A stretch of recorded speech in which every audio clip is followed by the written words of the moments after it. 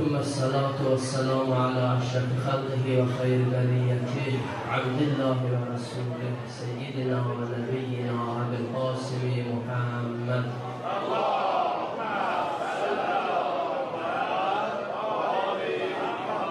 صلى الله عليه وعلى آله الطيبين الطاهرين ولا سيما بقية الله في الأرضين واللعن الدائم على أعدائهم أجمعين من الآن إلى يوم الدين. أما بعد، قال أمير المؤمنين علي بن أبي طالب عليه السلام: غاية الإخلاص الخلاص.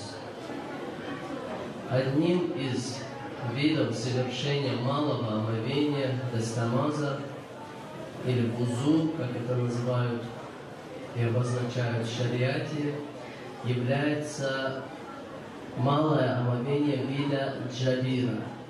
Этот вид омовения совершает тот человек, у которого на месте омываемых или же протираемых частей омовения существует какое-либо рана, какая-либо увечье, и на этой ране находится какая-либо повязка, какой-либо гипс, или же эта часть тела сломана, на нем находится гипс и тому подобное. Это относится к тем людям, которые имеют такое положение. Как совершается омовение, имеет отдельный раздел и имеет разные постановления, исходя из той раны или же той сломанной части. Но то, что я хочу обратить ваше внимание, это некоторые условия, при которых вообще можно совершить такое омовение. То есть разрешается совершить омовение. Потому что в некоторых положениях, в некоторых случаях это омовение недействительно. Надо совершать очищение песком, то есть таяммум. Поэтому одним из условий совершения омовения джабира это то, что на месте, где омывается или протирается при омовении, должна существовать какая-либо рана или увечье, или же фурункул должен быть на нем, или же она должна быть сломана. Это первое условие. Ввиду этого условия есть несколько тонкостей, которые надо обозначить. Во-первых, это то, что если человек обжегся, у него есть ожог, и последствия ожога появилась рана или волны, это тоже считается джабирой, то есть это тот, кто может совершить такое омовение. А также лечебный препарат наружного применения, такие вещи как бальзам или же мазь и тому подобное, тоже считается джабира, если она наносится на рану, которая находится на части, где совершается малое омовение. А также надо отметить, что если на одной из частей тела, на которой совершается малое омовение, дастамаз, нету никакого ранения и никакой повязки, но вода все равно вредит этой части. Например, может быть какие-либо кожные заболевания и запрещается пользоваться водой при этих заболеваниях, то тогда этот человек уже не может брать омовение вида джабира. Он уже будет очищаться песком, то есть он будет брать таяммум.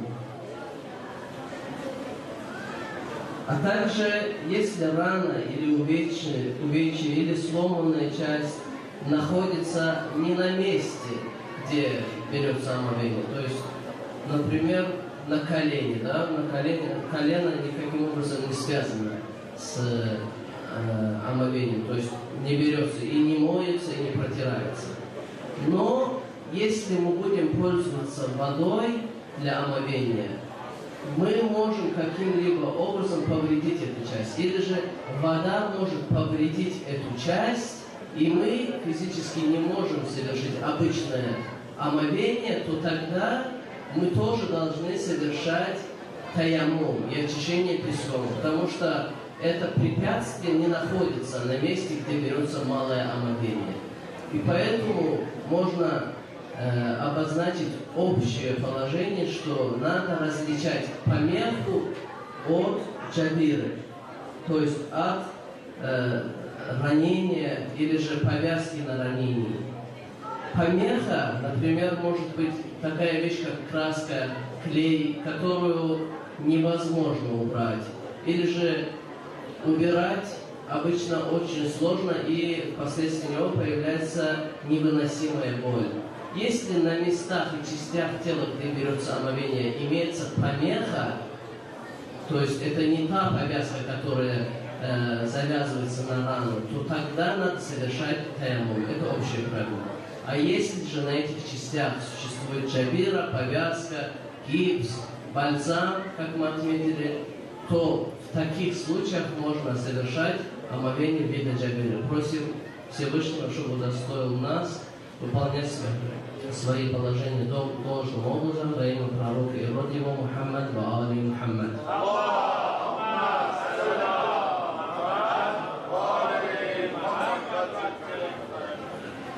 Продолжение нашей темы, а именно темы искренности, темы, в которых мы разбирали плоды и результаты искренности и ихласа, хочется также добавить несколько пунктов важности искренности и ихласа.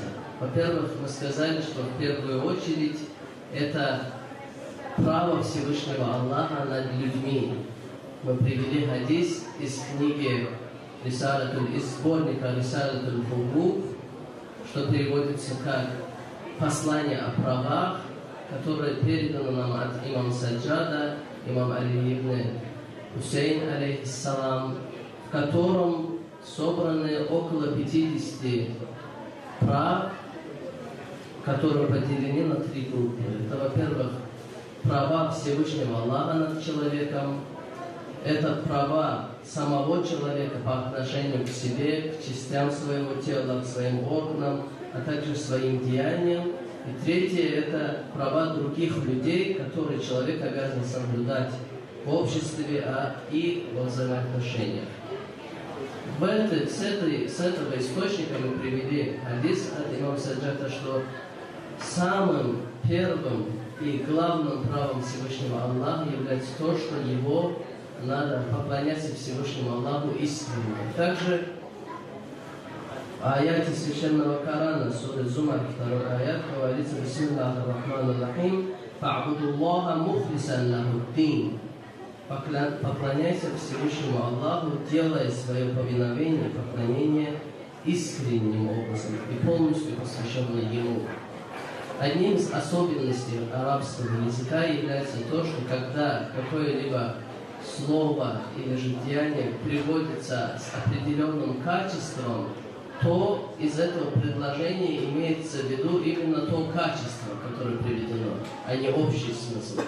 Как в этом аяте Священного Корана, в котором говорится: поклоняйтесь, каким образом? Искренне. То есть имеется в виду, что принимается и имеется в виду именно тот поклон, который имеет искренность и ихлас.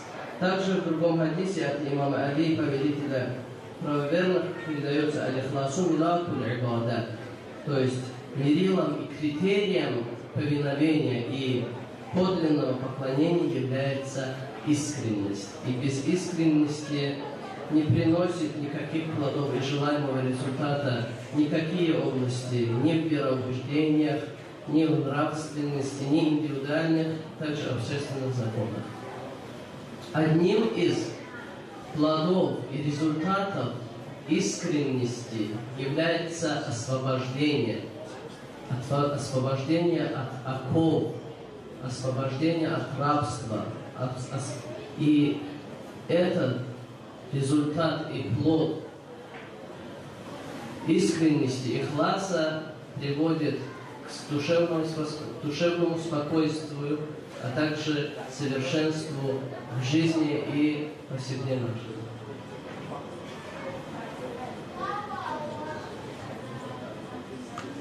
(819) Хундай Профтер. Салават аля Мухаммад ва аля Мухаммад.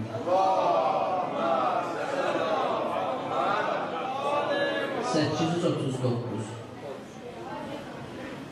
Одним из важнейших плодов и высоких степеней искренности и результатов искренности, который приносит нам совершенство как в этом мире, так и в загробной жизни, это то, что посредством ихласа мы освобождаемся от всех видов рабства, от всех видов оков и цепей.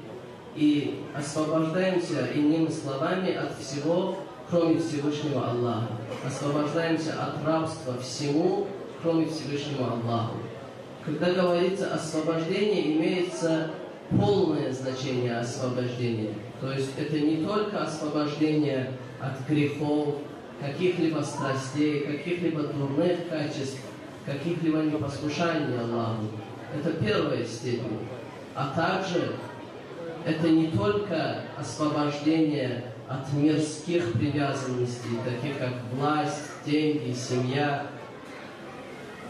а также это освобождение, которое приносит, является плодом и результатом ихласа, это также освобождение от привязанности к самому раю, от привязанности к награде своих деяний, как это приводится в характеристике одного из величайших сподвижников пророков, Салмана Фарси, или же Салмана Мухаммади, как он сам любил, чтобы его называли. В характеристиках и качества этого человека приводится хадис в книге Бихаруль Анвар, в котором говорится, что поистине рай любит и стремится к Салману сильнее, чем сам Салман к раю. Что это означает? Это означает, что тот рай со всеми его благами, который невообразим человеческому разуму и невообразимы никогда, пока сам человек не увидит, сколько бы человек ни описывал рай, невозможно узнать, как им является истинная суть рая. Этот рай сам стремится больше к Салману, чем сам Салман к раю. Почему? Потому что Салман являлся искренним и имел ихлас в своих деяниях. И целью Салмана не было только рай с его благами. Целью Салмана был создатель и обладатель рая, Всевышний Аллах Субханаху ва Та'аля. Поэтому в этом хадисе приводится такое качество Салмана. Мы видим освобождение от всего, кроме Всевышнего Аллаха. Даже от рая, от того, что стремимся все мы, все мусульмане, все верующие, все единобожники. Даже от этого Салман отрекся, и одну цель он имеет в своей жизни, и это довольствие Всевышнего Аллаха. Результатом этого освобождения от оков, который является плодом искренности и ихласа, является то, что в первую очередь человек начинает и приобретает чистое сердце, кальби салим, как это указывается в суре Шуара: «Яума ла янфау малун ва ла банун, илля ман ата Аллаха би кальбин салим». В тот день не принесут пользу ни богатство, ни сыновья, кроме того, кто предстанет перед Всевышним Аллахом с чистым сердцем. В пояснениях и в толкованиях Корана говорится, что чистое сердце, то, что имеется под виду, что имеется в виду под чистым сердцем имеется в виду то сердце, в котором есть ихлас и искренность только для Всевышнего Аллаха, что подтверждает мои слова предания от имам Садыка Мирму, в котором говорится: «Аль-кальбу салиму лази ялги раббаху ва лайса фихи ахадун сиваху». Чистое сердце, которое передается также в аяте, который я прочел, это сердце того, кто встретит своего Господа Всевышнего Аллаха, не имея в нем никого, кроме Него. Это является результатом освобождение от оков. А также тот, кто освобождается от всего и не имеет пристрастия ни к чему, кроме Всевышнего, кроме как ко Всевышнему Аллаху, обретают душевный покой и уверенность, и внутреннюю уверенность, и устойчивость. Также чувство безопасности и чувствуют истинную радость от своей жизни. Как на это качество указывает другой аят Корана в суре Ан'ам. «Улаика лахумул амн».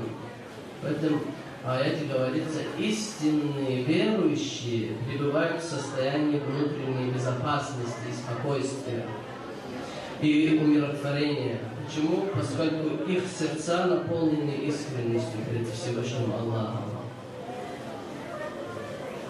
Так как этот человек посвящает себя только Всевышнему Аллаху и имеет настоящий ихлас, он имеет душевный покой, душевное спокойствие. На это также указывает хадис от Али ибн Абу Талиба, мир ему, в котором говорится «Аль-ихласу а'ля аль-иман». Высшее проявление имана и веры является искренность перед Всевышним Аллахом. А также другой хадис, в котором говорится, истинная сущность веры заключается в искренности в делах.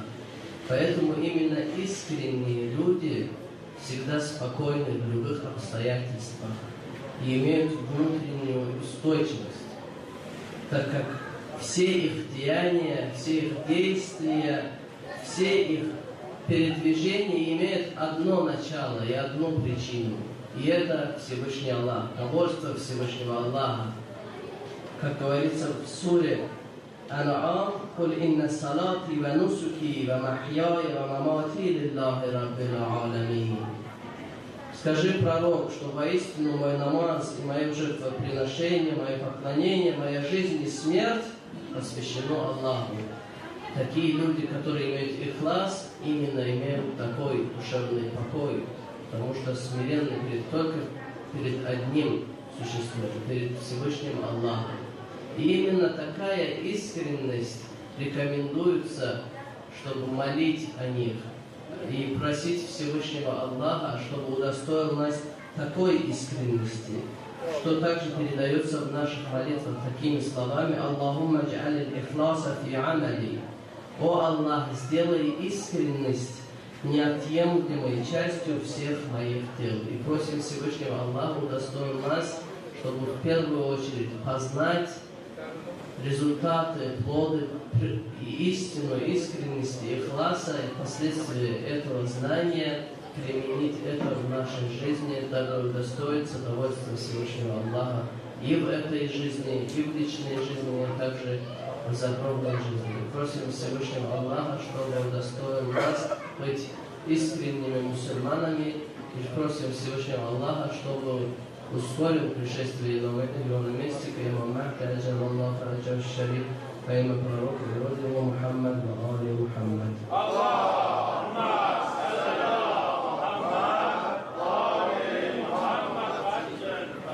بسم الله الرحمن الرحيم إن الله وملائكته يصلون على النبي يا أيها الذين آمنوا صلوا عليه وسلموا تسليما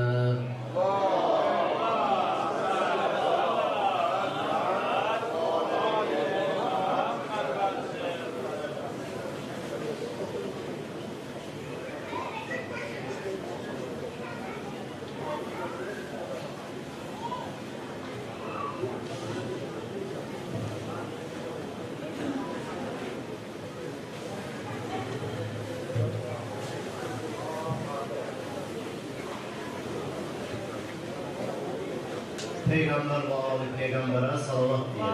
Allahümme salli ala Muhammed ve Ağamız İmam Zaman Ağamızın ruhunun təsirindən ötəri və bizim onun sadiq köməkçilərindən olmamızdan ötəri Peygamber ve Ali Peygamber'e salavat diyelim. Allahümme salli ala Muhammed ve Ali Muhammed ve Hazreti İmam Hüseyin İslam yolunda canlarını fəda edib, şəhid olanların, Azərbaycan şəhidlərinin ruhlarına salavat deyərik.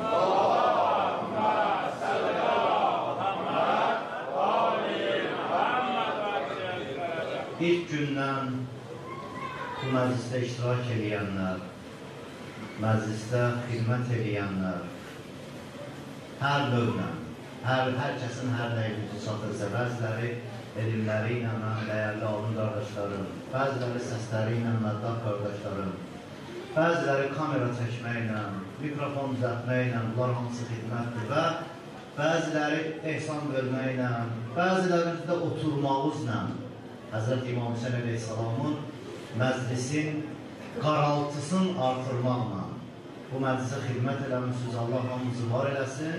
Məclisdə xidmət edənlərin özlərinin salamatçılığına, dünyadan gələnlərinin ruhlarına salavat deyər.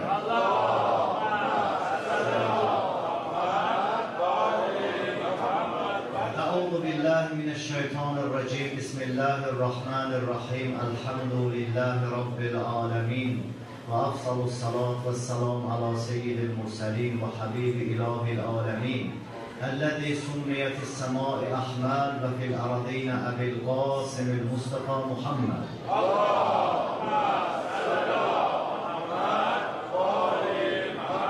وعلى آله آل الله واللعن الدائم على أعدائهم أعداء الله.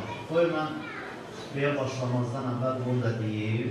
Əlbəttə dəfələrdən demişəm, bəzən elə bilirəm yoruram sizi.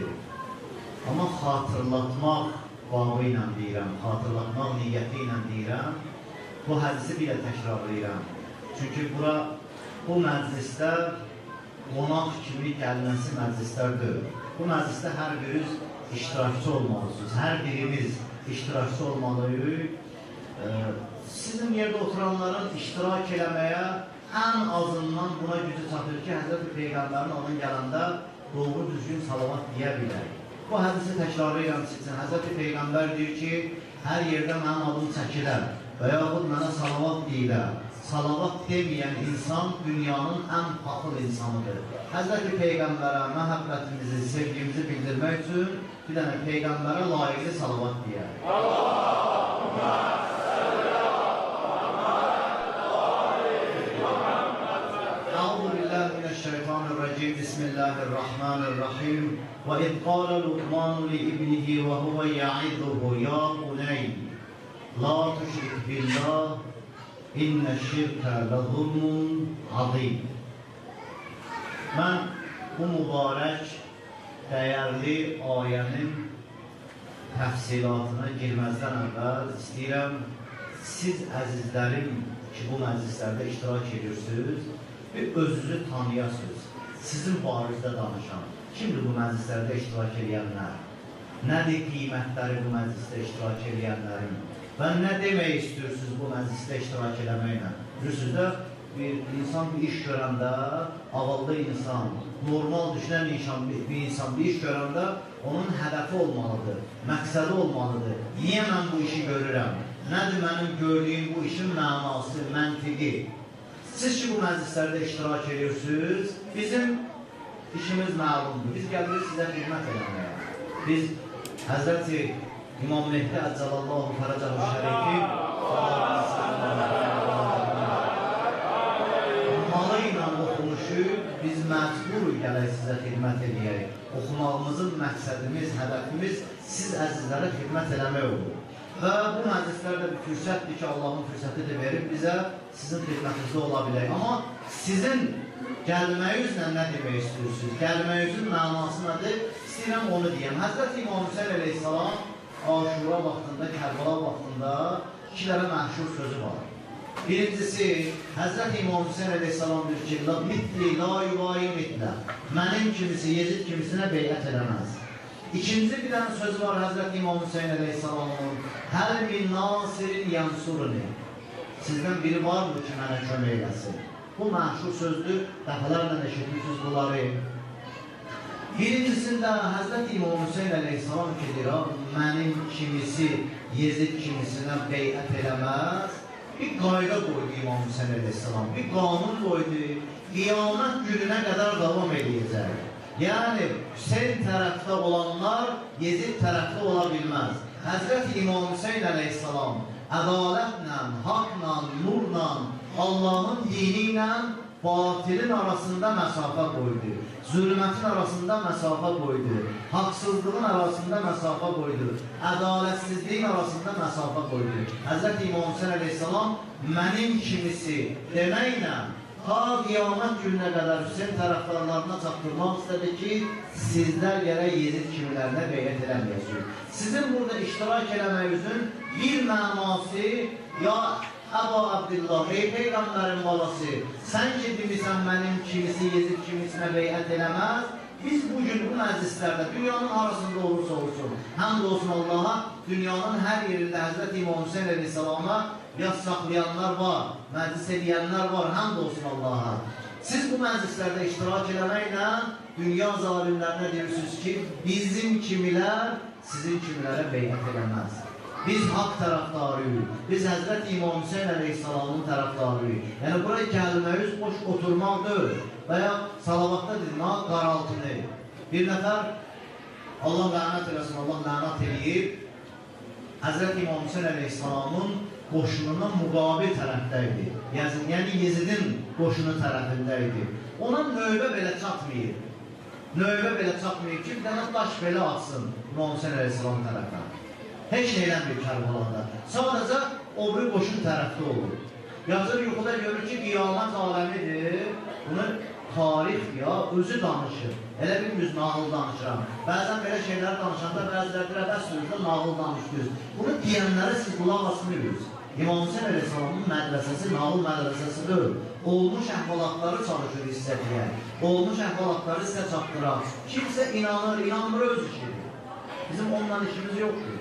Biz bir söz danışanda kimisə inandırmaq üçün danışmırıq. Allah'ın dinini üstünü insanlara çatdırayıq. Haqqı, ədaləti, olmuş əhvalatları insanlara çatdırayıq. Yatdım yuxuda gördüm o zalim. Gördüm qiyamət aləmidir.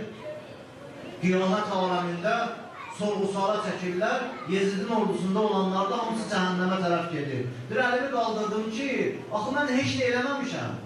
Bir daş belə atmamışam İmam Hüseyin əleyhissalama tərəf. Niyə mən cəhənnəmə gedirəm? Bir Allahın mələkləri dedi ki, sən ki zalim tərəfdə olmaqla o qaraltını artırmışsan, o ordunun çoxluğunu artırmışsan, heç nə eləməsən belə yerin cəhənnəmdir. Yəni qəlbinlə, ürəyinlə sən İmam Hüseyin əleyhissalamla yox, Yezidin ordusu ilə razı olmuşsan. Burada qaraltını artırmaq, bu məclislərdə qaraltını artırmaq Həzrət İmam Hüseyin əleyhissalamın ordusunun çox görsətməsi deməkdir. Ona görə inşallah Allah subhanahu wa ta'ala oturmağıza belə əcr verəcək.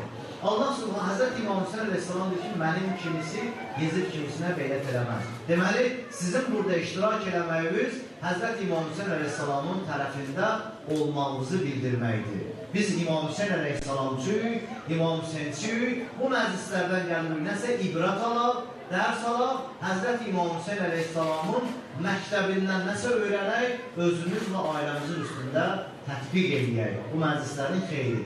İkincisi ki, dedim, Həzrət İmam Hüseyin əleyhissalam dedi ki, hər min nasirin yansuruni. Sizdən biri var mı ki, mənə kömək eləsin? Bu səda məsullarımız deyirlər ki, qiyamət gününə qədər davam edəcək. Qiyamət gününə qədər bu çağırış var. Kim İmam Hüseyin əleyhissalama yardım eləyər? Bizlər İmam Hüseyin əleyhissalamın dövründə olmamışıq. Kərbalada Aşura günündə olmamışıq. Necə İmam Hüseyin əleyhissalama kömək edə bilərik? Həzrət İmam Hüseyin əleyhissalamın gətirdiyi dini, qoruduğu dini gətirdiyi yox. Qoruduğu dini. Çünki bizim dinimizə Həzrət Peyğəmbər Muhammed sallallahu aleyhi və sallam gətirir. Onu qoruyan Həzrət İmam Hüseyin əleyhissalamın qanıdır. Onu qoruyan Həzrət İmam Hüseyin əleyhissalamın övladlarının qanıdır. Onu qoruyan Həzrət İmam Hüseyin əleyhissalamın yar-ı ənsarlarının, köməkçilərinin qanıdır. İmam Hüseyin əleyhissalamın qoruduğu dini yaşatmaq və gələcək nəslə çatdırmaq. Və bu, İmam Hüseyin əleyhissalamın hər min nasirin yansurunu sözünə cavabdır. Sizdən biri var mı ki, mənə kömək eləsin? Biz bu məclislərdə iştirak eləməklə, övladlarımızı bu məclisə gətirməklə, övladlarımıza Həzrət İmam Hüseyin əleyhissalamın məhəbbətin daddırmaqla İmam Hüseyin əleyhissalama dedim ki, ağa, gücümüz çatan bu oldu. Biz bununla sənə yardım edə bildik. Biz bununla, biz xırda gözümüzlə sənin müsibətini yaşatmağa çalışanlardan olur. İstədim bunları deyəm ki, qədrinizi biləsiniz. Deməli, sizin bu məclislərdə iştirak eləməyiz. Birincisi, Həzrət İmam Hüseyin əleyhissalamın dediyi sözdür ki, biz zalimə beyət eləmərik, biz ədalətsizin tərəfində olmarıq, biz haqsızın tərəfində olmarıq, biz Hüseyinçiyik. İkincisi də bu qaraltını çoxaltmaqla Həzrət İmam Hüseyin əleyhissalamın məclislərini daha da gözəlləşdirdik və İmam Hüseyin əleyhissalama yardımçılardan oluruq inşallah. Allah ömrümüzün axırına qədər Həzrət İmam Hüseyin əleyhissalamın məhəbbətində olanlardan bizləri qərar versin. Həzrət İmam Hüseyin əleyhissalamın məhəbbəti bir neymətdir, bir gözəllikdir. Əgər sənə nəsib olubsa, həmd elə birinci Allah'a və valideynlərə təşəkkür elə. Sənə haram yedizdə deyiblər. Halal dünyaya gətirirlər ki, İmam Hüseyin əleyhissalamın məhəbbəti qəlbində var, sevgisi qəlbində var. Allah o məhəbbəti qəlbimizdə çıxartmasın inşallah. Amma mövzumuza gəldikdə mən ayə oxudum, Loğman surəsindən bir ayə oxudum. Loğman surəsində Allah subhanahu wa ta'ala Loğmanın dilindən övladına bir vəsiyyətdən danışır, bir tövsiyədən danışır. İstəyirəm o ayədən danışam, onu danışmazdan əvvəl bir şeydə işarə edeyim. Həzrət Allah subhanahu wa ta'ala Yusif surəsinin əvvəllərində Həzrət Peyğəmbərə deyir ki, ey Allahın Rəsulü, nəhnu nəqussu aleykə əhsənəl qisəs. Bu ayəni alimlər iki cür tərcümə edirlər və iki mənaya da gələ bilər. Mənasının biri budur ki, ey Peyğəmbər, biz sənə qissələrin ən gözəlini danışırıq. Yəni, Yusuf Peyğəmbərin qissəsi Qur'anda olan qissələrin ən gözəlidir. Bəziləri belə deyirlər, ən ibrətlisidir. Bəzi alimlər, əksər alimlərimiz bunu deyirlər ki, bu ayənin tərcüməsi yox. Yusuf surəsindən danışmır burada. Yusufin qissəsindən danışmır burada. Allah subhanahu wa ta'ala Peyğəmbərə deyir ki, yəni bizlərə çatdırır. Ona görə Qur'anla ünsiyyət qurar. Bizlərə Allah subhanahu wa ta'ala çatdırır ki, Qur'an-ı Kərimdə rivayət elədiyim, nəql elədiyim qissələr dünyanın ən gözəl qissələridir. Yəni, mən dünyada ən gözəl qissələri cəmlədim, topladım, Qur'an-ı Kərimi onu saldım. Yəni, həm Yusufin qissəsi gözəldir, həm İbrahimin qissəsi gözəldir, həm İsa'nın qissəsi gözəldir, həm Musa'nın qissəsi gözəldir, həm Həzrəti Peyğəmbər sallallahu aleyhi və səlləmin qissəsi gözəldir. Allah deyir ki, mən sizə qissələrin ən gözəlini danışdım. Ən gözəlini sizə çatdırdım.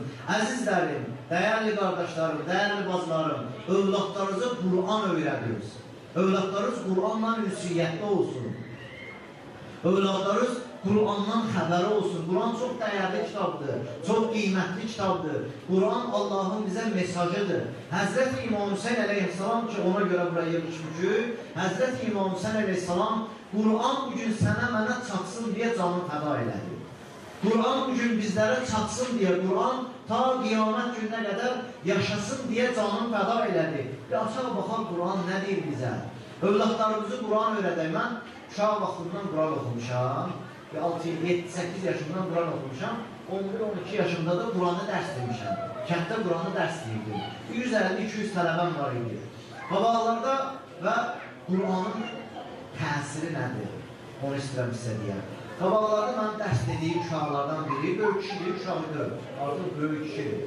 Dedi, hacı, siz bizə o vaxtda Qur'an dərsi duyurdunuz, ha? O Qur'an səbəbi oldu ki, mən haqq yolundan azmadım. Hansı günah mənə rast gələndə dedim, mən Qur'an oxuyan olmuşam axı. Hansı günahı etmək istəyəndə dedim, mən Qur'an oxuyan olmuşam axı. Qur'an mənim günahlardan qabağımı aldı. Allah dedi, sizdən razı olsun ki, o vaxtı bizə Qur'an öyrətdiniz. Övladlarınıza Qur'an öyrətdiniz. Övladlarınızı Qur'anla ünsiyyətini düzəldiniz. Gələcəkdə övladlarınız günah rast gələndə olaraq deyəcəklər, mən Qur'an oxuyan olmuşam. Mən Qur'anla ünsiyyəti olmalı. Gərək günah eləməyəm. Məxsusən də bu sözü analara deyirəm. Atalar işlə məşğuldur. Atalarla işim yoxdur. Gedirlər ruzi qazanmaya, çörək qazanmaya. Bəli, ata ailənin başçısıdır. Ata ailəni idarə edəndir. Ata ailənin müdiriyyəti atadadır. Həzrəti Peyğəmbərdir, kullukum ra'in və kullukum məs'ulun ən rəiyyəti. Siz hər biriniz başçısınız və hər bir başçı öz rəiyyətindən məsuliyyət daşıyır. Yəni, hər bir ata öz ailəsinin başçısıdır, rəhbəridir. İdarə atanın əlində olmalıdır. Müdiriyyət atanın əlində olmalıdır. Amma övladı tərbiyə edən anadır. Ona görə məxsusən buna analara deyirəm. Analar, bacılarım, övladlarınıza Quranı sevdirin. Övladlarınıza Quranı öyrənin. Öyrəniz ki, gələcəkdə övladlarınıza günah duçar olanda, günahla üzləşəndə desinlər, axı, mən Quran oxuyanam, mən gərək günah eləməyəm, mən gərək günahdan uzaqlaşam ki, inşallah analarımız, bacılarımız bu tövsiyəmə qulaq asarlar övladlarını, Quranla ünsiyyətini düzəldərlər və gələcəkdə övladlarının dindar olduğun, Allah'a səcdə elədiklərini görəndə, günahdan uzaq olduqlarını görəndə, deyərlər, Allah əgər sağ olarımsa, deyərlər, Allah uzun ömür versin. Ölərəmsə, deyərlər, Allah sənə rəhmət eləsin, ay hocayısın, sən bunu demişdin bizə, övladlarımıza Quran öyrədir. Quran gözəldir. Allah subhanahu wa ta'ala deyir ki, mən Quranda hissələrin ən gözəlini danışıram sizə. O gözəl hissələrdən də biri Loğmandır. Loğman, tarixçilərin bəziləri deyirlər ki, Peyğəmbər olur. Bəziləri deyirlər ki, Loğman Peyğəmbər olur. Məşhur alimlər deyərlər ki, Loğman Peyğəmbər olur, hikmət sahibi olur, dəyərli bir insan olur. Loğmanı tanıyasınız deyə istədir bəzi, çünki Loğman adında bizim bir surəmiz var. Önəmli adamdır ki, Allah subhanahu wa ta'ala Qur'an-ı Kərimə onu varid edir və onun surəsini nazil edir. Loğman adında bir surə nazil edir. Əvvəldə oxuduğum ayə Loğmandandır. Loğmanın övladına tövsiyəsidir. Çox tövsiyələri var. Loğman elə öz tövsiyələri ilə məşhur olur. Tarixdir ki, Loğman qara bir kişi olur, qara rəngli bir kişi olur. Bəzilərdir Misirdən olur, bəzilərdir Sudandan olur, dövlətlərdən. Qara bir dənə kişi olur, amma hikmət sahibi olur. Sözlərinin dəyəri olur. Qiymətli sözləri olur. Allahın sevdiyi bəndələrdən olur. Allah ona görə onu Qur'ana salır. Salavat deyə Peyğəmbər Ali Peyğəmbər.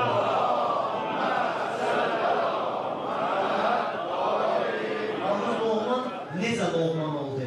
Bunu demək deyirəm ki, yəni biz hər birimiz Loğman ola bilərik. Niyə biz hikmət sahibi deyildik? Çünki boşuna çox danışırıq. Hədərə çox danışırıq. Lazım olmayan yerdə özümüzü ortaya boş yerə atırıq. Loğmana bir kişi gəlir, deyir ki, Loğman, necə oldu sən hikmət sahibi oldun? Birincisi, qəlbin başlamasıdır. Ürəyinin təmizlənməsidir. Qoyun deməzdən əvvəl onu deyim, Loğman birinin yanında işləyirdi. Müdür ona dedi ki, Loğman, get qoyunun ən tatlı yerinədə onu bişirmənsin gətirir. Loğman gedir qoyunun ürəyin bişirib gətirir olsun. İndi müdür yiyir. Sabahçı gündür ki, Loğman, indi qoyunun ən tatsız yeri bişirmənsin gətirir. Gedir yenə də qoyunun ürəyin kəsir, bişirib gətirir olsun. Dedi, bu nə oldu? Tatlı da dedim, qoyunun ürəyin gətirdin, tatsız da dedim, qoyunun ürəyin gətirdin. Deyir, bəli. Çünki sən eləyə bilərsən, ürəyini tatlı eləyəsən, eləyə bilərsən, ürəyini tatsız eləyə bilərsən. Əgər ürəyini paklasan, əgər ürəyini təmizləsən, əgər ürəyini çirkabdan, günahdan uzaqlaşdırsan, ürəyin dünyanın ən ləzzətli bir şey ola bilər. Əgər ürəyini günahla doldursan, çirkabla doldursan, pahalılıqla doldursan, dünyanın ən dadsız, ən çirkin şey olar sənin ürəyi. Ona görə hədis qudsilərdə Allah subhanahu wa ta'ala deyir ki, Əl-qəlbu hərəmullah. Ürək Allahın hərəmidir. Ürək Allahın evidir. Ürək Allahın yaşadığı yerdir. Allah gözdən görülməyən bir varlıqdır. Allah hiss olunmayan bir varlıqdır. Allah dərk olunan varlıqdır. Allahın yaşadığı bir yer olmaz. Həccə ki gedirik Allahın evi deyirik, ora bizim toplandığımız yerdir, birləşdiyimiz yerdir, vəhdət olunan yerdir. Amma əslində Allahın ürəyi, Allahın evi, Allahın yaşadığı yer möminlərin qəlbidir, müsəlmanların qəlbidir. Ürəyini təmizlə ki, Allah gəlib ona girə bilsin. Ürəyini paçla ki, Allah orada yaşaya bilsin. İstəyirsən Allahı qəlbimə salasan, dilindən hikmət axsın. Hikmət yəni boş-boşuna söz deməmək, boş-boşuna danışmamaq. Hikmət buna deyərlər. Loru dillər mənası budur. Yəni, boşuna danışmama, hesab kitab eləmədən danışmama. Ona deyirlər hikmət sahibi. İstəyirsən dilindən hikmət axsın, qəlbivə Allahı yerləşdir, ürəyivə Allahı yerləşdir. Günahlardan, çirkabdan, bədbin olmaqdan, başqalarının barəsində pis fikirləşməkdən ürəyivi təmizlər. Axı biz bir nəfər bizə əyri baxanda belə, biri bu mənim barəmdə nəsə yaxşı fikirləşmədi, məndən yaxşı davranmadı. O qədər deyirik, bəlkə fikirli olur, bəlkə xəstədir. Heç düşünmürük ki, bu adamın problemi ola bilər. Bu adamın xəstəliyi ola bilər. Yaxşı salam vermədi, küsürür ondan. Salamımıza cavab olmadı, deyirik təkəbbürlüdür. İnsandır və insanlar fikirli ola bilər. İnsanlar problemlə yaşaya bilər. Biz bir-birimizin problemi bilmirik ki. Bizim bir-birimizdən, ən böyük problemlərimizdən də əlbəttə cəmaat namazları ki, Allah subhanahu wa ta'ala tövsiyə edir bizə وَاَعْتَسِمُوا بِحَبْلِ اللّٰهِ جَمِيعًا وَلَا تَقَرَّبُوا Allah ipindən bir yerdə yapışıza ayrılmıyız. Bu cəmaat namazının önəmi odur ki, bizim bir-birimizdən xəbərimiz olsun. Bir-birimizin problemlərindən xəbərimiz olsun. Bir-birimizin yardımına çata bilərik. Buna görə də cəmiyyətin yığışması. Amma biz birində biraz salanın, əyli alanda birbaşa düşünürüm ki, bu mənə yaxşı cavab vermədi. Başlayır o balaca döşəməyə, nə gəldi danışır? Qəlbin başlayır, ürəyin başlayır. Nə qədər namaz qılırsansa qıl, Allah ürəyinə girə bilməz. Bu ürəklə, bu qəlbindən Allah ürəyinə girə bilməz. Birinci, Loğmanın qəlbi təmizdir. Amma Loğmanın özündən soruşurlar, ay o Loğman, sən necə oldu bilən kişidir ki, necə oldun? Hikmət sahibi oldun, sözlərin dəyərli oldu. Loğman buna deyir. Deyir ki, birincisi, qadarullah. Birincisi, Allah istədi, mən belə oldum. Amma nə elədin axı Allah istədi? Gərək bir şey eləyəsən ki, Allah istəsin, sən hikmətdir. Allah hamımızın gözəl olmayı istəyir də. Allah bizi yaradır. Deyir ki, mən istəyirəm, hamımız günahsız olasınız. Mən sizin üçün cənnət yaratmışam. Mən sizi cəhənnəmə aparmaq istəmirəm. Allah bizi buna görə yaradır da, cənnət üçün yaradır. Bizim qiymətimiz cənnətdir. Biz özümüzü, bizim cahilliyimizdən də özümüzü cəhənnəmə satırıq. Əslində bizim qiymətimiz cənnətdir. İnsanın, bilirsən sən nəsən? Elə bir varlıqsan ki, Allah subhanahu wa ta'ala səni yaradanda, Adam elə bilmiyor, bir dənə o adam olur. Adam yəni adam, bizim dilimizdə deyən. Adamı yaradanda, insanı yaradanda, bizim ilk babamızı yaradanda Allah subhanahu wa ta'ala bütün məxlubata dedi ki, uscudu li Adəmə. Adəmə səcdə eləyir. Yəni sənə mələklər səcdə eləyir, sənə cinlər səcdə eləyir, sənə bütün kainat səcdə. Elə belə varlıq dursan sən. Sən dəyərli varlıqsan, qiymətli varlıqsan. Biz qiymətimizi bilməyəndə ucuzlaşırıq. Özümüzü ucuz edirik. Mən ərəfə nəfsəhu fəqət ərəfə Rabbə. Hər kəs özünü tanısa Allah'ını tanıyar. Ona görə Allah'ı da tanıya bilmirik. Niyə? Çünki özümüzü tanımırıq. Öz qədrimizi bilmirik. Nə olduğumuzu düşünmürük. Mən kiməm? Allah mənə elə belə yaratmayır. Allah mənə dəyər verir. Allah mənə qiymət verir. Niyə mən öz qiymətimi aşağı salam? Niyə Allah mənə cənnət üçün yaradım, özümü cəhənnəmə aparam? Ona görə Loğman deyir ki, birincisi Allah istəyir. Allahın qədəridir. Yəni, ay Loğman, nə elədin axı Allah istədi? Niyə Allah sənin hikmət sahibi olmağı istədi? Salavat deyə Peyğəmbər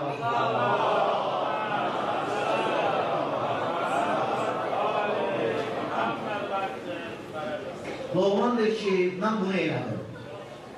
Ədavul əmanə birinci xüsusiyyəti. Loğmanı hikmət sahibi eləyən baba olur. Birinci xüsusiyyəti. Əmanətə xəyanət eləməmək. Əmanəti doğru düzgün necə verilir, o cür yəsinə çatdırmaq, o cür sahibinə çatdırmaq. An verirəm sizə Allaha. Biri sizdən borc istəyəndə görürsünüz də, heç vaxtında çatdırmır. Özün elə aparır, o kim dedi qardaşlarına bildir ki, biz yeganə xalqıq ki, biz Azərbaycanlılar. Borc veririk. Borcu alanda, Vüqar qardaş dedi, yeganə xalqıq, başqası bunu eləmir. Borc veririk. Borcu alanda səbəb gətiririk, niyə görə borcumu istəyirəm səndən? Mənim biraz borcum var, qardaşım, qaytararsan, mən də borcumu veririm. Əslində səbəb lazım verir buna. Biraz evin kirayəsini verə bilmirəm, məndən borc almışdım, onu qaytararsan, mən də borcumu veririm. Heç bir xalqda belə bir şey yoxdur. Borc verir, qardaş, mənim borcumu verir. Səbəb niyə gətirim borca? Biz belə xalq, biz bəhanə gətiririk. Əmanət almışsan, söz vermişsən, vaxtında əmanəti yəsinə çatdırmalısan. Gərək çatdırasın. Ən dəyərli əmanət də, ən qiymətli əmanət də Allah Subhanahu wa Ta'ala'nın bizə verdiyi can əmanətidir, ömür əmanətidir. Allah bizə bir ömrü əmanət verir və o əmanəti bizdən alacaq. Nə vaxt alacaq, necə alacaq onu biz bilmirik, onu o təyin edir, Allah təyin edir. Amma alacaq bir gün bizdən. Allahın bizə verdiyi can əmanətin gərək Allah necə istəyib, o cür qaytarır. Allah bizə əmanət verib, bunu bu cür qoruyub saxlamaq olar. Sənə ət veriblər, əti gün altında saxlasan, gün vuracaq, xarab olacaq, iyiləyəcək. Elə deyil. Əmanət verirlərsə sənə əti gərək xaldinika qoyasan, sərin bir yerə qoyasan, buzxanaya qoyasan, bunun qayda qanunu budur, şərti budur. Allah sənə can əmanəti verib və can əmanətini qorumaq üçün Allah Teala qayda qanunu qoyur. Riayət eləsən, əmanətimə sadiq olmuşsan, əmanətimə xəyanət eləməmişsən. Ona görə Loğmandır ki, birinci mənim işim əmanətə xəyanət eləmədim. Kim mənə nə əmanət verdi, vaxtında qaytardım? Allahın da verdiyi əmanəti Allah necə istəyib, o cürdə saxlamışam. Əgər istəyirsən hikmət sahibi olasan, gərək əmanətə xəyanət eləməyəsən. İkincisi, o sidqul hədis, doğru danışmaq, yalan danışmamaq. Ən böyük bəlalarımızdan da bizim. Nə qədər yalan danışırıq? O qədər yalan barəsində hədislər var. O qədər yalan barəsində hədislər var. Mən bu hədisi demədim, bu yenə də deyil. Yalan o qədər təhlükəlidir. Bir nəfər deyil, məsuma deyil ki, ağa, mümkündür bir nəfər oğurluq eləsin və sonra olsun mümin. Bu mümkündür. Ağa deyil, bəli, mümkündür. Bir nəfər oğru olur, yol kəsən olur, sonra tövbə edir, olur mümin. Mümkündür. Allah'tan tövbə edir, kimdən oğurluq edir, gedir onlardan halallıq alır. Məsələn, Əbu Zər, Həzrəti Peyğəmbərin ən dəyərli sahabələrindən idi. Cahiliyyət dövründən, İslamdan qabaq yol kəsən idi. Moskva dilində müasir müddətçi avara idi də. Sonradan oldu mümin. Yol kəsən idi. Tövbə elədi, Həzrəti Peyğəmbərin ən dəyərli sahabələrindəndir. Əbazər, Əbazər, mən Əbazər. Siz nə bilirsiniz Əbazər kimdir? Peyğəmbər onun barəsində deyil. Siz nə bilirsiniz Əbazər kimdir? Nələr yatıb Əbazərdə? Tövbə elədi. Sonra məsumə deyirlər, ağa, mümkündür bir nəfər zina eləsin.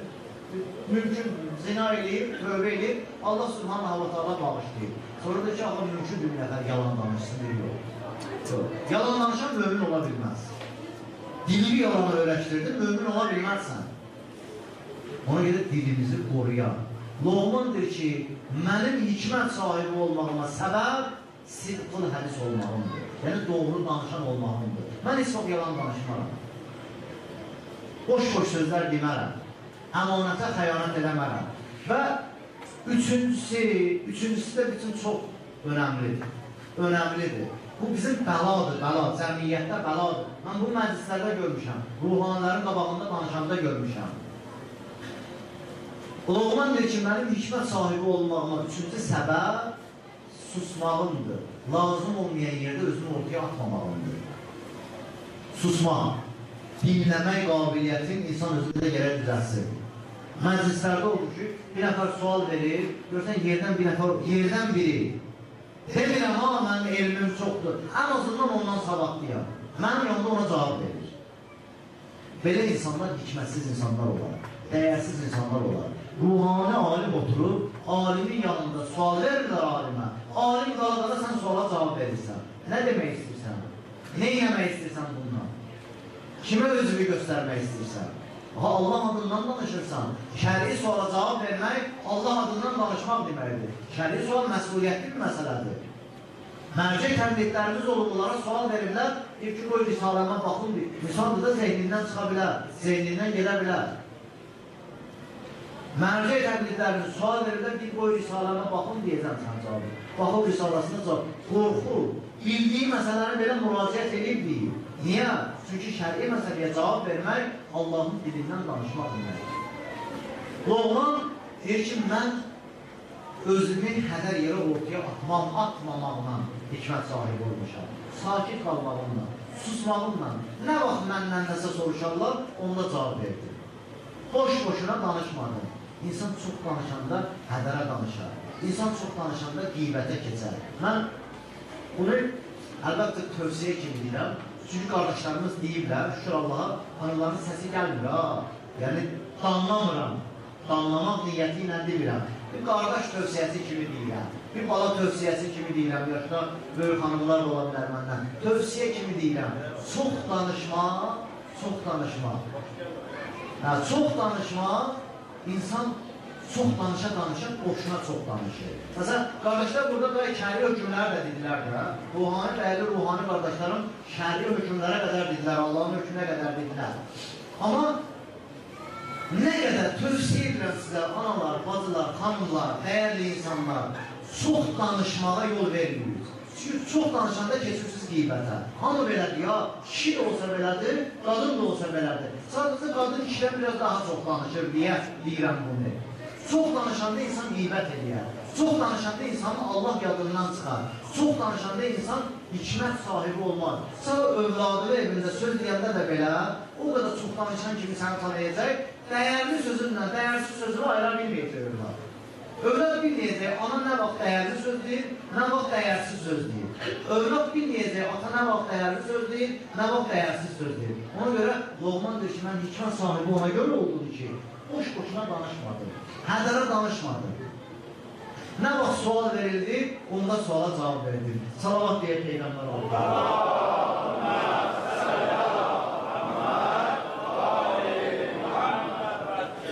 Bəli, həm bu Loğmandır ki, Allah Subhanahu wa Ta'ala sözümü xülasələşdirdim, gelim əsas ayəyə, ayədən də biraz danışdım. Çünki mən məsələn, qumda təhsil olan dəyərli qardaşlarım görmüşəm, Həzrəti Məsuma xanımdan biz bütün Əhl-i Beyti sevirik ya, bütün Əhl-i Beytə məhəbbətimiz, qəlbimiz bağlıdır. Hamısı bizim fərq yoxdur, Əhl-i Beytin hamısı dəyərlidir. Biz onları seviriksə, biz gərək həmd eləyək ki, ilahi, onun sevgisini mənim qəlbimə salmışsan, həmd olsun Allaha. Amma bəzən görsən, insanın meyli, insanın qəlbi, ürəyi birinə daha çox meyl edir. Məsələn, bunda oxuyan tələbələrimiz Həzrəti Zəhra salamullahi aleyha, Həzrəti xanım Məsuma, Fatimə Məsumadan danışanda qəlbləri aramlaşmır, yox, qəlbləri cuşa gəlir. Xanımın sürəyirlər axı, xanımla illərlə yaşayırlar, onun nemətindən istifadə edirlər, onun ab-ı havasında, o ab-ı havada yaşayırlar, ondan təsir götürürlər. Biz Suriya tələbələrindən də Həzrəti Zeynəbdən danışanda, Həzrəti Rüqəyyədən danışanda bizim halımız əvəz olur. Ona görə mən, yəqin ki, ola bilər bir dəfə söhbət edəcəm də, ruhani qardaşlarımızdan hamısından inşallah istifadə edəcəksiniz. Ona görə deməyə bir dəfə mənim düşürsə, mən dünənlər Həzrəti Zeynəbdən oxudular, bu günləri biz Həzrəti Rüqəyyə məclisi eləyək. Həzrəti Rüqəyyə məclisi bütün məclislər dəyərlidir ya. Amma Həzrəti İmam Hüseyin əleyhissalamın Nazənin qızı idi də, İmam Hüseyin əleyhissalamın ata qız uşağı daha çox sevər. Allah övladı olmayan bütün valideynlərə övlad nəsib eləsin inşallah. Allah bu övlad qadın hər birimizə qatdırsın. Mən xüsusən də ata üçün qız fərqlidir. Ana üçün oğlan fərqlidir. Ana nə eləsin, oğlun qızından daha çox istəyir. Öz əlində böyür ha. Allah bunu xilqətən belə yaradır. Ata isə qızına daha bağlıdır. Qızın daha çox istəyir. Həzrəti Rüqəyyə salamullahi aleyhanın məclisin bu günləri edirik və çalışırız. Nə istiyorsunuz bu günləri məclisdən alın. Ala bilməyəcəksənsə öz səhvindir. Nə istəyirsən istə, qorxma. Bu günləri Allahdan nə istəyirsən istə, söz verirəm sana alacaqsan. Gələn illə qədər istədiyimi alacaqsan, amma istəyə bil. Allahla danışa bil. Həzrəti Rüqəyyə and ver, Allahdan al. İmam Hüseyin əleyhissalama and ver Həzrəti Rüqəyyəyə, o Allahdan istəsin, sən istəmə. Bizim batareykamız çatmaz, bizim gücümüz çatmaz Allahdan nəsə istəməyə. Allahla öz aramızda gərək bir dənə transformator qərar verək ki, o enerjini tənzimləyə bilsin. Məsumlar əyinlə odurlar da, Allahla bizim aramızda o enerjini tənzimləyən vasitələrdir. Onlar olmasa biz Allahla danışa bilməliyik. Bizim Allahın gücümüz çatmaz, o enerjini qəbul eləməyə gücümüz çatmaz. Kur'an Peyğəmbərə nazil olur da, Peyğəmbərin ürəyinə nazil olur. Allah Kur'anda deyir ki, "Ləv anzalna hadzal Qur'an ala cəbəlin lərə'əytəhu xaşi'an mutasaddian min xəşyətillah." Əgər biz bu Qur'anı dağlara nazil eləsəydik, görərdük ki, dağlar Allah qorxusundan, bu Qur'anın əzəmətindən, bu Qur'anın böyüklüyündən əriyib suya dönərdi. Allah'ın enerjisi budur. Allah'ın enerjisi bir başa bize nazil olsa əriyer yoxa çıxarır. Ona göre Allah vasitələr qərar verdi bitsin. Peygamberler qərar verdi bitsin. Məsum imanlar qərar verdi ki bitsin. O enerjini tənzimləsinlər. Onlar qəbul edib bize ötürə bilsinlər. Onlar bizden alıp Allah'a apara bilsinlər. Ona göre bugün çalış Hz. İmam Hüseyin Aleyhisselam'ın bir xanım Rüqeyyəyə ki, o Allah'tan istəsin hacətini, inşallah ki, hacətini alacaqsan. Bu günləri, söhbətin axırı deyil, danışacağım. Nə demək istəyirəm? Bunu qabaqcadan deyim ki, hazır olasınız. Bu gün hansı məclisdir, hansı günə edilir bu günləri. Həzrəti Loğman öz övladına Kur'an-ı Kərimdə deyir ki, Allah Kur'an'da onu diliylədir. Loğmanın dilinə deyir ki, Loğman övladım, oğlum muvizə eləyərək oğluna dedi. Nə dedi? Onu deyəcəm. Birincisi, bu ayədə bizim dərdimizə dəyən şey muvizədir. Xanımları təriflədir, həqiqətən də başlarlar danışmaya. Bu, salavat deyir Peyğəmbər Ali Peyğəmbər.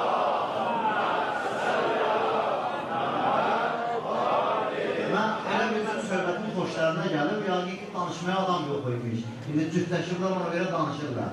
Bu, vallahi mən bilmirəm, və ya da dedim, qardaşlar kəli hökmü dedilər, bütün məsələlər dedilər və xanımlar danışmıyor. Özünə görə yox ha, demirəm mənə qulaq asıyoruz. Mənə istəsiniz qulaq asmıyoruz. Amma qulaq asmaq istəyən var ha, onun haqqına girirsiniz. Qiyamət günündə ona cavab verəcəksiniz, başqasının haqqına girməyə. Bizim alimlər həmçə deyərlər ki, nə vaxt bizim mikrofonlarımız düzəlsə, məzhəbimiz, dinimiz düzələcək. Şükür Allah'ın mikrofonlarımız düzəlib, alimlər bu məqsəd bir yerli olmayıb deyə qadınların yeri ayrı olur. Əgər onlar bunu görsədilər, deyərdilər. Nə vaxt qadınlarımız da məclislərdə danışmağı saxlasalar, inşallah düzələcək. İnkişaf edəcək Allah'ın izniyle. Çünki bu məclislər ibrət içindir, dərs götürmək içindir. Sənin danışmağınla başqasına əziyyət edirsən. Başqasının danışmağına, qulaq asmağının qabağını alırsan. Və qiyamət günündə buna cavab verərsən. Loğman dilindən Allah Subhanahu wa ta'ala deyir ki, Loğman oğlun muvizə eləyərək dedi. Bizə lazım olan məsələlərdən biri muvizədir. Muvizə yeni qulaq asmaq. Şəriətdən, Allah'tan, dindən dinləmək. Tək bizə yox ha. Həzrəti Peyğəmbər Cəbrailə deyir ki, ya Cibrilu, əizni. Ey Cəbrail, mənə muvizə elə. Mənə danış, mənə Allah'tan danış. İnsanın qəlbi aranlaşır muvizə işlərində. Baxız, buradan buraya gələnə qədər halınız başqadır, buradan çıxandan sonra halınız başqa olur. Çünki Allah'tan eşidirsiniz zaten. Peyğəmbərdən eşidirsiniz, mənsum imamlardan eşidirsiniz. Ürəyin paçlığa doğru gedəndə muvizə yəni ürəyin paçlanması, ürəyin təmizlənməsi. Həzrəti Peyğəmbər deyərdi Cəbrailə ki, mənim muvizə ilə. Həzrəti İmam Əli ibn Əbi Talib əleyhissalam öz səhabələrindən deyərdi ki, mənim muvizə ilə. Səhabə nə deyəcək ki? İmam Əlidən eşidəndə deyəcək də İmam Əliyə. İmam Əli deyir ki, yox, mən dinləmək istəyirəm. Elə məndən eşitdiyimidir. Peyğəmbərdən eşitdiyimidir. Nə bilirsən, onu deyir, mənim mövrizə ilə. Bununla bizə məsullar çatdırmaq istəyir ki, birincisi, bir-birimizi mövrizə eləyək, bir-birimizə din danışaq, bir-birimizə Allah'tan danışaq. İkincisi, dinləmək qabiliyyətimizi düzəldək. Oturaq biz də dinləyək. Bir də deyək ki, mənə bir dənə hədisdir, mənə bir dənə rivayətdir, mənə Peyğəmbərdən danış, mənə məsum onlardan danış, mənə Allah'tan danış. Yey qulaq asayıq, qoy danışsın qulaq asayıq. Dinləmək qabiliyyətimizi, qəlbimizi düzəldək, ürəyimizi düzəldək. Allah bu ayədə deyir ki, Loğman öz oğluna muvizə eləyərək dedi. Dedi, ya bu nə? Bax, Kur'an gözəldir də, Kur'an çox gözəldir. Kur'anda Allah Subhanahu wa ta'ala bütün kəlmələri məxsus seçir. Ərəb dili bilirsiniz də geniş dildir. cürbəcür sözləri istifadə eləmək olar. Məsələn, oğul ərəb dilində ibn deməkdir, ibn. Burada Loğman deyə bilərdi, ya ibni, ey mənim oğlum. İbn kəlməsi oğul deməkdir də. Allah Loğman ibni demədi. Dedi, ya Buney. İbni ilə Buneyyənin arasında fərq var. İbni mənim oğlum deməkdir. Buneyyə isə mənim nazlı oğlum, mənim gözəl oğlum. Yəni, övladığa nazla xitab eləməkdir. Bilirsiniz, niyə Allah qala bunu deyir? Əgər istəyirsən insanların qəlbinə girəsən, insanlara sözü çatdırasan, Allahdan danışasan, birinci onların qəlbini almalı sənədir. Birinci onları özünü sevdirməlisən. Sən sevməyən səndən söz qəbul eləməz. Bu ayədə Allah subhanahu wa ta'ala biz valideynlərə deyir ki, övladlarınızdan danışırız. Övladlarınızı muvizə ediyoruz. Övladlarınızı muvizə ediyoruz. Amma gözəl xitab eləyərək, qışqıra yox. Övladsı səhv eləyib, şişirləri qoyuyor qulağın dibinə. Qışqır, bağır, qulaq asa bilmir bizə. Elə birisi bundan düzəlir. Sən bir övladınla danış, övladınla söhbət elə. Övladına denən əziz övladım. Ailə ilə də belədir ya. Ailə ilə də rəftar belə olmalıdır. Dindar olmaq, quru olmaq deməkdir. Dindar olmaq, quruluq deməkdir. Ailə ilə rəftarı pisləşdirməkdir. Dindar olmaq, mehriban olmaq deməkdir. Hər kəslə mehriban olmaq deməkdir. Ən başında da ailə durur. Ailə ilə mehriban olmalısan dindar olanda. Xanım dindardırsa yoldaşı ilə mehriban olmalıdır. Kişi dindardırsa xanımı ilə mehriban olmalıdır. Övladlarımızla mehriban olmalıyıq. Övladlarımızı söyməklə, döyməklə, əziyyət verməklə nəsə öyrədə bilmərik. Övladının qəlbini alalı və, ürəyini alalı və, bir də bu övladıqa deyən ki, ey mənim övladım, ey mənim nazlı balam. Deyən bir də bunu, nə istəyirsən deyən səninə qəbul edəcəklər. Mən demirəm, Quran deyir. Quran deyir ki, Loğman dedi ki, ya Buney, ey mənim nazlı balam, ey mənim gözəl balam. Bunu deyəndən sonra tövsiyəsini eləyir. Bu önəmlidir ya, ailədə rəftar önəmlidir. Mənim yoldaşım mənim sözümə baxmır, hicab bağlamır. Hicab bağlamayan kafir deyil. Əziz qardaş, günah eləyir. Günahkardır, hicab bağlamayan günahkardır. Allah subhanahu wa ta'alanın əmridir hicab bağlamaq. Bütün xanımlar hicab bağlayıb naməhrəmdən özlərini qorumalıdırlar. Bu Allahın vacibatıdır. Amma düşmən deyil hicab bağlamayan, kafir deyil hicab bağlamayan, hicab bağlamayan nə qədər hicabı etiraz eləmirsə, bəzi hicab bağlamayanlar var, bu nədir başınızı bağlanmışsınız? Belə bir şey yoxdur. Allahın hükmünə əks çıxmaqdır, ondan işimiz yoxdur, kafirdir. Dinin zərurətlərindən inkar edən hər kəs kafirdir, bizim dindən deyil. Amma hicabla işi yoxdur, mən hazır deyirəm deyir. Günah edir, amma kafir deyil. Haqqın yoxdur ondan pis davranasan. Haqqın yoxdur ondan təbliğ elə. Düzgün çatdır.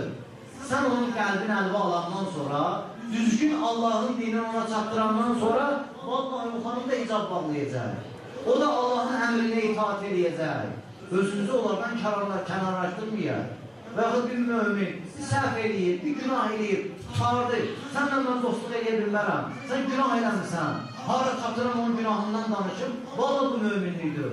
Tövsiyə elə, qəlbini al və dostluğun qazan, sonra onu günahdan çəkindir.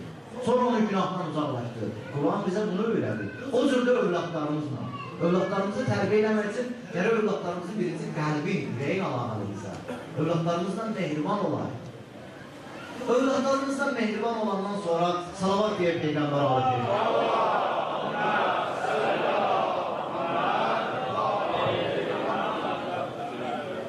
Çox uzaqdım söhbəti, üzrünü sayır, yordum sizi. Amma fürsətdir də düşünürsünüz əlimə.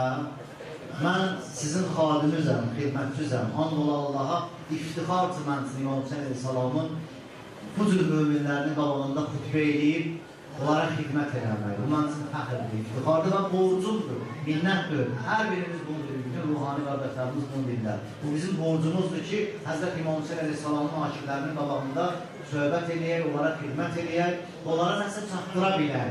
Çalışdığımız budur, sizə nəsə çatdıraq. Və yordumsa sizə haqqınızı halal ediyoruz, yavaş-yavaş söhbətimi xülasələşdirirəm. Çünkü zikir müsibət də var inşallah. Ondan da değerli məbləğ qardaşımız Zahirdən də istifadə edəcəyim. Amma mən bunu da deyim sizə, sonra Loğmanın bir dənə tövsiyəsini deyirəm, söhbətini tutarlar.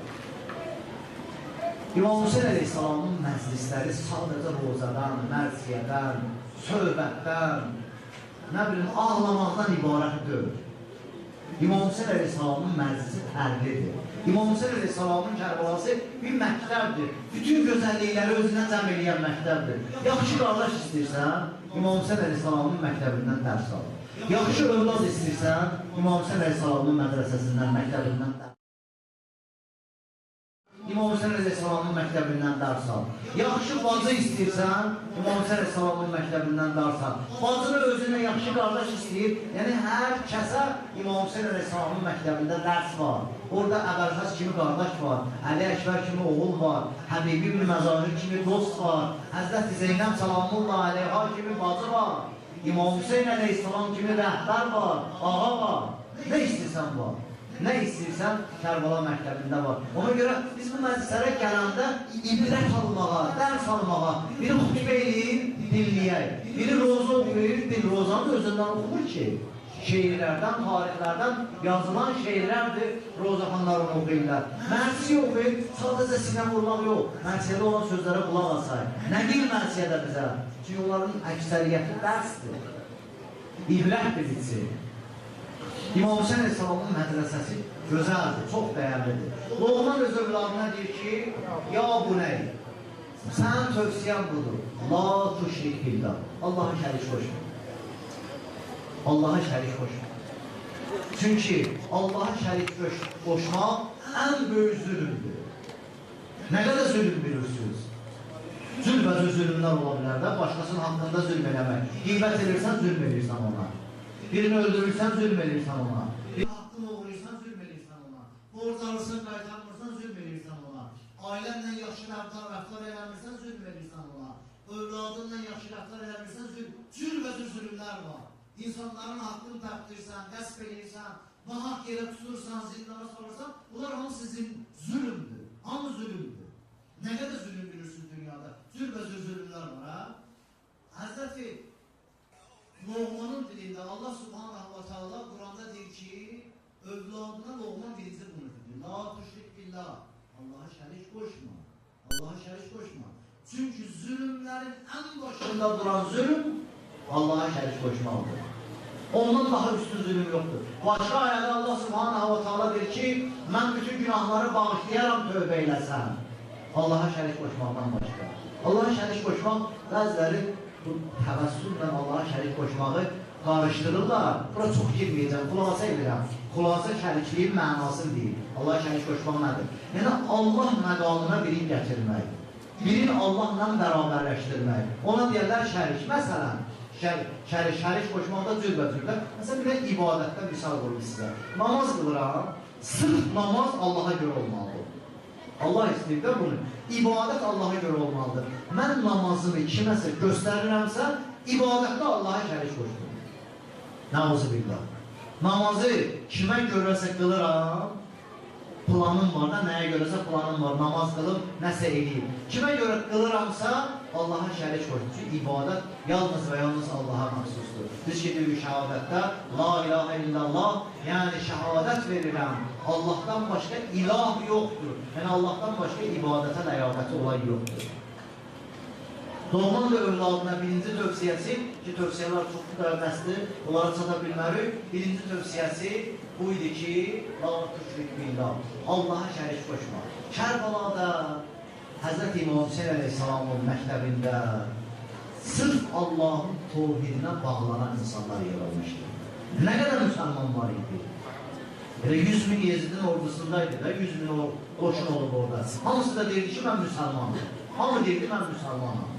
Amma sırf Allah'ın tevhidində, Allah'ın vəhdaniyyətin qəbul edib, Allah'a şərik qoşmayan 72 nəfər var idi. O meydanda canlarını fəda elədilər. Allah'ın dini yaşasın diye. Kərbala tevhidi qoruyan bir məktəbdir. Kərbala Allah Subhanahu wa Ta'ala'nın ibadətin yaşadan bir məktəbdir. Allah'a xatir ibadətin yaşadan bir məktəbdir. Amma Kərbəlada çox qəribə əhvalatlar da var idi. Kərbəlaya biz, mən bunu bir dəvə demişəm, qoy bir dəvə deyim. Vaxt gedir, geçsin ya, eybi yox. Hacı qardaşımdan xahiş edirəm, 5 dəqiqə az oxuyam mənim söhbətimə görə. Kərbəlaya iki gözlə baxmaq lazımdır, iki pəncərədən baxmaq lazımdır. O günləri hansı ruhani qardaşlarımdan biri də elə bilirəm, bu dedi, sual verirlər, buna işarə elədi. Mən istəyəm biraz daha geniş deyəm. Kərbəlaya gərək iki pəncərədən baxasan. Kərbəlaya bir pəncərədən baxanda, Kərbəlada gözəllikdən başqa bir şey görmürsən. Çünki Allahın itaatində olan şəxslər var, Allahın əmrlərini icra eləsinlər deyə canlarını tava edirlər. Gözəllikdən başqa bir şey görmür. Ona görə Həzrət Zeynəbə gedirlər, gördün Allah sizi nə günə qoydu? Həzrət Zeynəb deyir ki, Vallah, ma rəhəytü billah cəmilə. And olsun Allaha, Kərbəlada gözəllikdən başqa bir şey görmədim. Bu bir pəncərədir. Kərbəlaya bir pəncərədən baxırsan, orada gözəllik var. Gözəlliklə dolu bir məktəb var. Nə istəyirsən ibrət al. İkinci pəncərədən baxanda, orada atifə də var. Orada ata var, orada ana var, orada övlad var. Biz gözəlliyə baxanda sevinirik. Şimdi bizim imanımız kim olur? Amma ikinci pəncərədən baxanda qəlbimiz qəmlənir. Biz ağlayanda ona görə ağlayırıq. Bizə ki deyirlər, niyə ağlıyorsunuz? Sizinki imam cənnətlədir. Bəli, o pəncərədən baxanda ağlamağa ehtiyac yoxdur. Fəxr eləməliyik ki, biz hansı imamın tərəfdarıyıq? Amma ikinci pəncərədən baxanda, orada atanın gözünün qabağında övladının başının kəsilməsi var. Orada bacının gözünün qabağında qardaşının paramparça olmağı var, qollarının düşməyi var. İkinci pəncərədən biz ona ağlayırıq, o pəncərədən baxanda ağlayırıq. Ona görə Həzrət İmam Hüseyin əleyhissalam düzdür, Allahın əmrini icra elədi. Allahın əmrini icra edirdi, amma Həzrət İmam Hüseyin əleyhissalam bir ata kimi də qəlbində əziyyət çəkirdi, övladları şəhid olur. 4 dənə övladından xülasə işarə edəcəm. Həzrəti baxın, Loğman ki, xitab edirdi ya öz övladına, ya bu nəy? Naz deyirdi. Baxız, İmam Hüseyin əleyhissalam öz övladları üçün necə deyir? Nə deyir öz övladları üçün? Kərbəlada olan övladları üçün. Biri, Həzrəti İmam Zeynul-Abidin əleyhissalam. Həzrəti İmam Hüseyin əleyhissalam bilirdi ki, məndən sonra İmam Zeynul-Abidin əleyhissalamdır. Ona tövsiyələr edir. Və tövsiyə eləyəndə necə Qur'an deyir, ya bu nəy? Ey mənim əziz övladım. İmam Hüseyin əleyhissalam da İmam Zeynul-Abidin əleyhissalama tövsiyə eləyəndə, özündən sonraki tapşırıqları verəndə deyir, ya bu nəy? Ey mənim nazlı balam. Məndən sonra zamanənin imamı sənsən. İmam Zeynul-Abidin əleyhissalam elə bilir Kərbəlada şəhid olmayıb, heç bir əziyyət çəkməyib. İmam Zeynul-Abidin əleyhissalamın özündən soruşurlar, ağa, Kərbəlada, bu səfərdə sənə ən çətin olan məsələ nədir? Hansı hadisədir? Ən çətin, ən əziyyətdir. İmam Zeynul-Abidin əleyhissalam əlin vurur dizinə 3 dəfə. Bir əşşam, əşşam, əşşam. Yəni əsirlik, Şamda olan əsirlik. Şamda olan əsirlik Kərbəladan daha ağır idi, daha əziyyətli idi. Həzrət-i Peyğəmbərin Azənin balaları bir zalimin, bir araq içənin, bir meymun oynadanın qapısında əsirdir. Bu İmam Zeynul-Abidin əleyhissalam üçün çox böyük əziyyətdir. İmam Hüseyin əleyhissalamın Zeynul-Abidin əleyhissalamdan danışırdı. İkinci övladı Əli Əkbər. Onlardan işarə edib keçirəm, söz verəcəm qardaşıma. İkinci övladı Əli Əkbər. Əli Əkbər ki, şəhid elədilər. İmam Hüseyin əleyhissalam gəldi Əli Əkbərin başının üstünə. Dedi, fəaləd dünya bə'dəkəl əfa. Ey mənim övladım, ey mənim nazlı balam. Ata daxil. İmam Hüseyin əleyhissalam imam olduğu kimi də atadır. Ən gözəl atadır, ən dəyərli atadır. Ən dəyərli ata oğlum necə istəyər İmam Hüseyin əleyhissalam, biz ondan öyrəndik övladlarımızı istəməyi. Biz ondan öyrəndik atalığı. Ən gözəl ata odur. Oğluna deyir ki, kül olsun bu dünyanın başına səndən sonra. Bu dünya nəyə lazımdır səndən sonra? Ne edirəm bu dünyanı səndən sonra? Baxız övladı ilə rəftarı. Və yaxud Həzrət İmam Hüseyin əleyhissalam Əli Əsqəri ki, gətirir meydana, Allah lənət eləsin hər mələyə, 3 güşəli ox atır da, 3 Güşəli oxu atanda Əli Əsgər 6 aylıq körpənin boğazı nə olar ki? 6 aylıq körpənin bədənin başından üzür. İmam Hüseyin Aleyhisselam əlində tutur, Əli Əsgərin qanın atır göyə, bir Allahım sən şahid ol, mənim balamı da şəhid edəklər. Mən bu balamı da şəhid edəklər. Üçüncü, dördüncü, bir dənə Həzrət İmam Hüseyin Aleyhisselamın nazlı qızı var idi Kərbalada, Həzrət Rüqəyyə. Canım fəda olsun ona. Həzrət Rüqəyyə İmam Hüseyin Aleyhisselam döyüşə gedəndə çox zülümlər çəkib. Baba 3 və yaxud 4 yaşı olur da, rivayətlərdə 3 də gəlir, 4 də gəlir. 3 və yaxud 4 yaşı olur. İmam tərbiyəsi budur. Şama əsirliklə gedəndə Həzrət Rüqəyyə yolda qalır. Zəciri yolluylar Həzrət Rüqəyyəni gətirsin. Zəcir deyir ki, otu ata bir yerdə gedək, yox, sən naməhrəmsən, mən sənlə bir yerdə ata bilmərəm. 3 yaşlı uşaq, imam balasıdır da. İmam balası belə olur. Müminin balası belə olmalıdır. Müminin ailəsi belə olmalıdır. Dindarın ailəsi belə olmalıdır. Naməhrəmi, məhrəmi bilməlidir. 3 yaşlı körpə, mən sənlə bir yerdə ata bilmərəm. Ya sən atla getmən gəlin dalınca, ya da mən bindən atarsan piyada gəl. 3 yaşlı körpə ata bilmir. Həmən nazlı bala İmam Hüseyin Aleyhisselam döyüşə gedəndə İmam Hüseyin Aleyhisselamın atının ayağından yapışır bir ata. Aşağı atdan düşməsən mən bıraxmaram səni. Mən səni bıraxmaram. İmam Hüseyin Aleyhisselam deyirəm, atalıq budur. Mən ağlamaq üçün demirəm. Ağlamaq üçün girməyəcəm, rozaya girməyəcəm. Rozanı qardaşım oxuyacaq inşallah. Ağlamaq üçün demirəm. Övladlarımızın tərbiyəsi üçün deyirəm. Ata atdan düşür. Yəni övladımız çağıranda acılamayək. Bizdən bir şey istəyəndə acılamayək. İmam Hüseyin Aleyhisselamın məktəbi budur. İmam Hüseyin Aleyhisselamın məktəbində olan dərslər budur. Övladımız çağıranda İmam Hüseyin Aleyhisselam atdan düşür, alır xanım Rüqəyyə salamullah aleyhanın qucağına, başlayır övladı kimi ondan naz eləməyə. Amma nazdan qaba İmam Hüseyin Aleyhisselamla xanım Rüqəyyə nə deyir? Bir ata, mən başımı əlici çək. Mənim saçımı oxşar. İmam Hüseyin Aleyhisselamın saçını oxşayır, niyə qızım? Mən sənə naz eləyirəm də, niyə saçını oxşayır? Dur mən çünki görmüşəm, sən həmişə yetimlərin saçını oxşayarsan, yetimlərin başına əl çəkərsən. Sənin bu gedişindən mən bilirəm ki, day mən yetim qalacam, mən atasız qalacam. Allah'ın bir izzətinə, zavalına, böyüyünə, Allah bu əzadarlığı bizdən qəbul eləsin inşallah.